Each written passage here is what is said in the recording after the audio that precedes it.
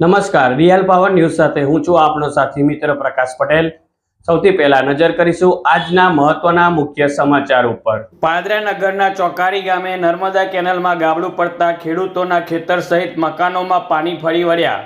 પાદરા તાલુકાના ચોકારી ગામ પાસેથી પસાર થતી નર્મદા કેનાલમાં ગાબડું પડવાને લઈને લાખો લીટર પાણી વહી જવા પામ્યું।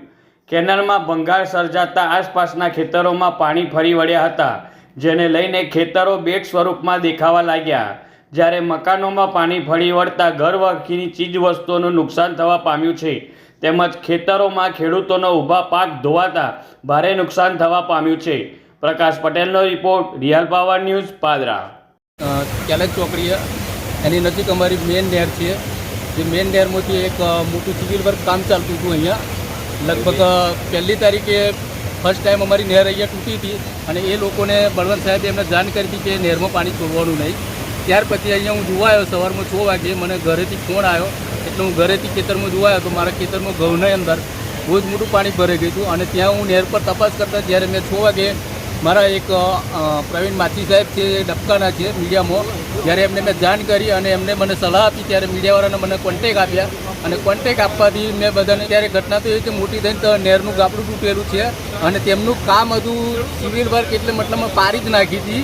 જે સિવિલ વર્ક કરી અને માટીનું થોડું પુરાણ કર્યું હતું અને રાત્રે એટલું બધું પાણી છોડ્યું છે આ લોકોએ કે નહેર બી મોટી નહેર આખી ઓવરફ્લો થઈને લોકોના ઘરોમાં પાણી પેસે એવી હાલતમાં છે। અને અત્યારે મોટું થઈને ગાબડું પડ્યું અને નજીકના જે અમારા એક રાજુભાઈ નટુભાઈ પડિયાર છે એમના ઘરમાં અને આસપાસના ખેતરોનો જે મોટા મોટા ખેતરો છે એમના અંદર બાજરી છે અને લોકોના કપાસ છે અને દિવેલા છે અને ઘઉં છે અને કોઈની વાડી છે અને આવું બધુંમાં બહુ જ નુકસાન થયું છે।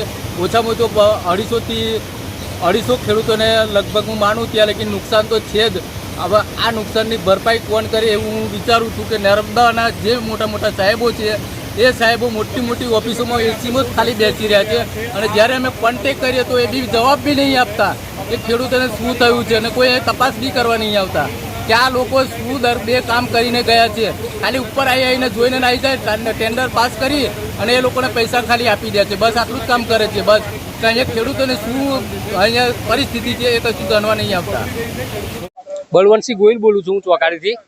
હવે આ નર્મદાને જે તૂટી આજે 5 વાગે તૂટેલી હતી, અધિકારીઓને ફોન કર્યા, 5 વાગ્યાનો ફોન કરેલો કમસે કમ, હજુ કોઈ પણ અધિકારી આવ્યો નહીં। હવે અહીંયા આગળ શું થયું તો આ 2 ઘરોનું નુકસાન કેટલું બધું છે, આ 3જું ઘર છે, પછી ખેડૂતોને 200 થી 250 ખેડૂતોને નુકસાન છે। મમ્મી ઓરી આવી છે, આ ઓરી ઉપર ઓરી તો હજુ કાલે છે, એની બદલામાં આજે ઓરી થઈ છે બધોની। જાનવરોને નુકસાન છે, બધાને નુકસાન થયું છે।